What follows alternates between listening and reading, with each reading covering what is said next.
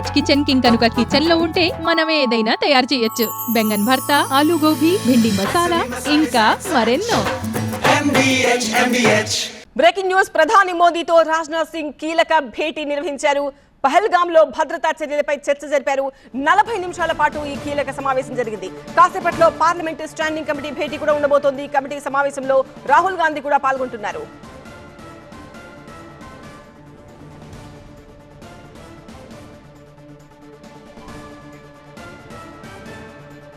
ప్రధాని మోదీతో కేంద్ర రక్షణ శాఖ మంత్రి రాజ్నాథ్ సింగ్ కీలక భేటీ జరిపారు. పెహల్గావ్లో భద్రతా చర్యలపైనే ప్రధానంగా చర్చ జరిగింది. 40 నిమిషాల పాటు కీలక సమావేశం జరిగింది. కాసేపట్లో పార్లమెంట్ స్టాండింగ్ కమిటీ భేటీ కూడా ఉండబోతోంది. ఈ కమిటీ సమావేశంలో రాహుల్ గాంధీ కూడా పాల్గొనబోతున్నారు.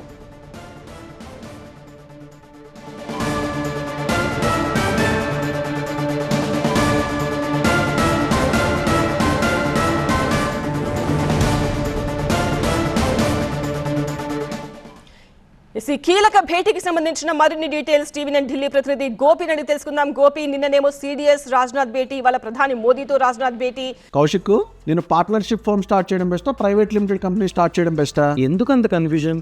ఎక్స్పర్ట్ తో మాట్లాడు. ఎక్స్పర్టా? ఎలా? బాస్ వాలా బీ ద బాస్. మళ్ళీ నెక్స్ట్ పార్లమెంట్ స్టాండింగ్ కమిటీ భేటీ, రాహుల్ గాంధీ పాల్గొనబోతున్నారు. మారుతున్న పరిణామాలు, వరుస సమావేశాలు, వీటన్నింటికీ అర్థం ఏంటి అనుకోవాలి? నెక్స్ట్ ఏం జరగబోతోంది? ఖచ్చితంగా పాక్ విషయంలో అలాగే ఉగ్రవాదుల విషయంలో ఒక సైనిక పరమైన చర్యకు కేంద్రం సిద్ధమవుతుందన్నట్లుగా మనం అర్థం చేసుకోవాల్సి ఉంటుంది. ప్రధాని నరేంద్ర మోడీతో రక్షణ మంత్రి రాజ్నాథ్ సింగ్ ఈ రోజు 40 నిమిషాల పాటు సమావేశం అయ్యారు. ఈ సమావేశంలో భారత జాతీయ భద్రతా సలహాదారుడు అజిత్ దోవల్ కూడా పాల్గొన్నారు. అలాగే నిన్న చీఫ్ ఆఫ్ డిఫెన్స్ ముఖ్యంగా స్టాఫ్ తోటి జనరల్ అనిల్ చౌహాన్ తో రాజ్నాథ్ సింగ్ భేటీ అయ్యారు. అలాగే ఈ రోజు ఉదయం ఆర్మీ చీఫ్ ఉపేంద్ర ద్వివేదితో కూడా ఇటు రాజ్నాథ్ సింగ్ సమావేశం అయ్యారు. ప్రధానంగా జమ్మూ కాశ్మీర్ లో సరిహద్దు భద్రత, అలాగే సైనికుల సన్నద్ధత, సైనిక పరంగా భారత ప్రభుత్వం తీసుకుంటున్న చర్యలకు సంబంధించి, ముఖ్యంగా రక్షణ శాఖ తీసుకుంటున్న చర్యలకు సంబంధించి ఎటువంటి నిర్ణయాలు తీసుకున్నారన్న విషయాల్ని రాజ్నాథ్ సింగ్ ప్రధాని మోడీకి వివరించడం జరిగింది. ఇటు కాల్పుల విరమణ ఒప్పందాన్ని ఉల్లంఘిస్తూ సైనిక పోస్టులపై జరుగుతున్న కాల్పులు సహా ఉగ్రవాదుల ఏరివేతకు తీసుకుంటున్న చర్యలు, జరుగుతున్న కూంబింగ్ ఆపరేషన్స్, ఇటువంటి అన్ని వివరాలని కూడా ఎక్కడెక్కడ ఉగ్రవాద శిబిరాలను గుర్తించారు, ఈ వివరాలన్నీ కూడా ప్రధాని మోడీకి రాజ్నాథ్ సింగ్ వివరించినట్లుగా తెలుస్తోంది. సో త్వరలోనే ఒక గట్టి సైనిక చర్యను ఇటు జమ్మూ కాశ్మీర్ పిఓకే, ఇటు ఉగ్రవాద శిబిరాల పైన కేంద్రం జరిపే అవకాశం కనిపిస్తోంది. మరోపక్క మరి కాసేపట్లో ఇటు పార్లమెంటరీ స్టాండింగ్ కమిటీ, రక్షణ వ్యవహారాల స్టాండింగ్ కమిటీ సమావేశం జరుగుతుంది. రాధామోహన్ సింగ్ దీనికి చైర్పర్సన్ గా ఉన్నారు. వివిధ పార్టీలకు సంబంధించిన 20 మందికి పైగా స్టాండింగ్ కమిటీ సభ్యులు కూడా ఉన్నారు. రక్షణ పరంగా భారత ప్రభుత్వం ముఖ్యంగా సైనికుల రక్షణ కోసం, ముఖ్యంగా వారి ఆరోగ్య అవసరాలు, అలాగే ఇటు సైన్యం బలోపేతానికి సంబంధించి ఎటువంటి నిర్ణయాలు తీసుకోవాలన్నారనే అనుకుంటున్నారనేది ఈ పార్లమెంటరీ రక్షణ వ్యవహారాల కమిటీలో, స్టాండింగ్ కమిటీలో చర్చించడం జరుగుతుంది. దానికి స్టాండింగ్ కమిటీ ఆమోదం తర్వాత ఇటు రక్షణ శాఖ కూడా కీలక నిర్ణయాల్ని ముఖ్యంగా సైనిక పరంగా వారి సైన్యం బలోపేతానికి సంబంధించి, వారి అవసరాలకు సంబంధించిన అంశాలకు సంబంధించి నిర్ణయం తీసుకోవడం జరుగుతుంది. సో ఈ కమిటీలో రాహుల్ గాంధీ లోక్సభ ప్రతిపక్ష నేత సభ్యుడిగా ఉన్నారు. ఈ సమావేశానికి ఆయన కూడా హాజరు కాబోతున్నారు. సో ప్రస్తుతం పహల్గాం ఉగ్రదాడి తర్వాత ముఖ్యంగా వివిధ దళాలు సన్నద్ధతగా ఉన్నాయని చెప్పి ఇటు వారి యొక్క విన్యాసాలను కూడా నిర్వహిస్తున్న పరిస్థితి ఉంది. సో ఈ నేపథ్యంలో స్టాండింగ్ కమిటీలో కూడా ఈ పహల్గాం ఉగ్రదాడి ఘటన తర్వాత రక్షణ పరంగా ఎటువంటి చర్యలు తీసుకోబోతున్నారు, సైనికుల భద్రతకు సంబంధించి కానీ, లేక జరిగే ఆపరేషన్స్ సంబంధించి కానీ, సో వాటిపైన కూడా స్టాండింగ్ కమిటీలో చర్చకు వచ్చే అవకాశం అయితే కనిపిస్తుంది. సో ఓవరాల్ గా ఢిల్లీ వేదికగా అయితే పహల్గాం ఘటన జరిగి 6 రోజులు కావస్తోంది. సో ఇప్పుడు ఒక స్ట్రాంగ్ అటాక్ ని ముఖ్యంగా దేశ ప్రజానికం మొత్తం కూడా సైనిక చర్య అంటే ఏ స్థాయిలో ఆ చర్య ఉండబోతోంది? ఆ చర్య ఎన్ని రోజుల తర్వాత మొదలవ్వచ్చు?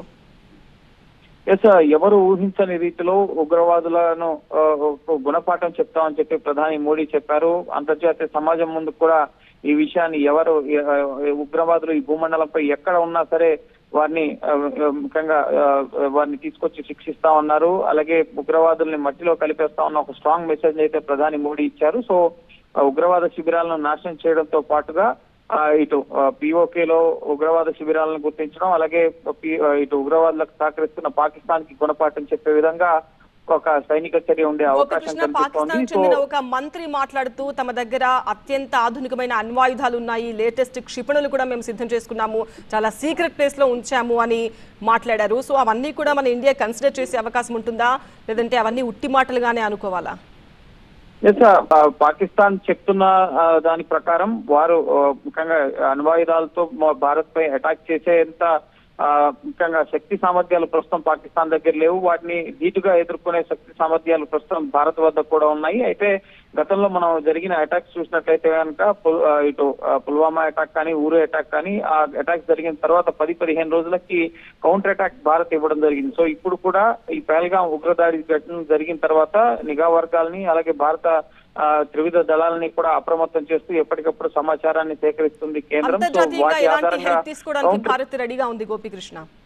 ఎస్, ఖచ్చితంగా ఇటు సైనిక పరమైన చర్యలకు సిద్ధమవుతుంది. త్రివిధ దళాలు కూడా అందులో భాగంగానే డ్రిల్స్ కూడా నిర్వహిస్తున్నాయి. ఇటు ఆర్మీ తరపు నుంచి ఆర్మీ యొక్క 15 కార్ప్స్ కమాండర్స్ కానీ, రాష్ట్రీయ రైఫిల్ కానీ, పారామిలిటరీ ఫోర్సెస్ కానీ గ్రౌండ్ లెవెల్లో సిద్ధంగా ఉన్నాయి జమ్మూ కాశ్మీర్ సరిహద్దుల్లో. అలాగే ఎయిర్ ఫోర్స్ కూడా మిరాజ్ అలాగే మిగతా సుఖోయ్ ఇటువంటి యుద్ధ విమానాలతో విన్యాసాలు జరుపుతున్న పరిస్థితి. అలాగే లాంగ్ రేంజ్ మిసైల్ అటాక్స్ కోసం భారత నేవల్ ఫోర్సెస్ కూడా సిద్ధంగా ఉన్న పరిస్థితి ఉంది. సో ఖచ్చితంగా ఒక స్ట్రాంగ్ కౌంటర్ అయితే టెర్రరిస్ట్ గ్రూప్లకి టెర్రరిస్టులకు ఇచ్చేందుకు భారత ప్రభుత్వం సన్నద్ధమవుతున్న పరిస్థితి. అందులో భాగంగానే కీలక సమావేశాలు ఢిల్లీ వేదికగా జరుగుతున్నాయి.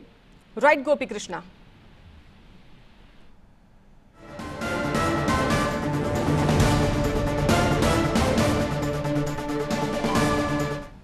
MDH బిర్యానీ మసాలా, సాంప్రదాయక బిర్యానీ యొక్క అసలైన రుచి.